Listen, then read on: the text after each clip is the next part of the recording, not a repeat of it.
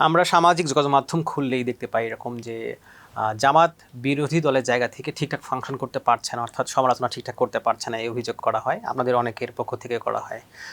এ ব্যাপারে কি বলবেন, আসলেই জামাত ঠিকঠাকভাবে ফাংশন করতে পারছে কিনা? না, বাংলাদেশের রাজনীতিতে বিরোধী দলের যে রাজনীতি, এটার একটা কনসেপ্ট চেঞ্জ করে দিয়েছে জামাত।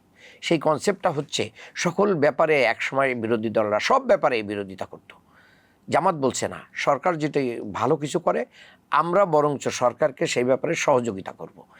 এই যে কালচারটা বাংলাদেশে পরিবর্তন হয়েছে, এই কারণে আগে যেরকম সব ব্যাপারে বিরোধিতার যে মিছিল, মিটিং, হরতাল, পিকেটিং, এইটা ওইটা কর্মসূচি, এইগুলো তো এখন হচ্ছে না, ওইভাবে হচ্ছে না। যার কারণে জনগণ মনে করছে অনেকেই যে ভুল তথ্য দিচ্ছে যে আমরা মনে হয় সঠিকভাবে বিরোধিতা করছি না। আমরা সংসদেও বলছি, সংসদের বাইরেও বলছি, গঠনমূলকভাবে করছি এবং নিয়মতান্ত্রিকভাবে করছি, গণতান্ত্রিকভাবে করছি।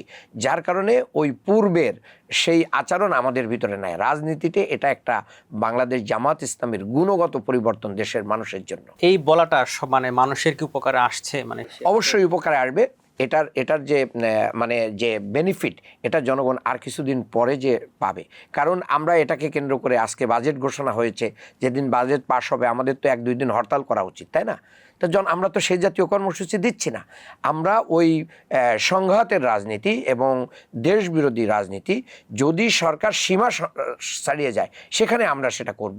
কিন্তু যতক্ষণ আমাদের সমালোচনা করার সুযোগ রয়েছে, প্রতিবাদ করার সুযোগ রয়েছে, আমরা হঠকারী সিদ্ধান্তের মাধ্যম দিয়ে বিরোধিতার জন্য বিরোধিতা করব না, কার্যকারীভাবে করব। তার মাধ্যমে বাংলাদেশ স্টেবল হবে, বিদেশি বিনিয়োগ বাড়বে, দেশের মানুষের ব্যবসা বাণিজ্য সচল থাকবে, মানুষ ভালো থাকবে।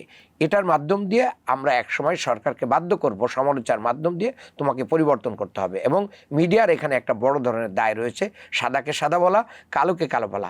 সকল মিডিয়া যদি এভাবে ভূমিকা রাখে, সরকারের দাসত্ব না করে, তাহলে অবশ্যই মানে এই পর্যায়ে জনগণ তার বেনিফিট পাবে।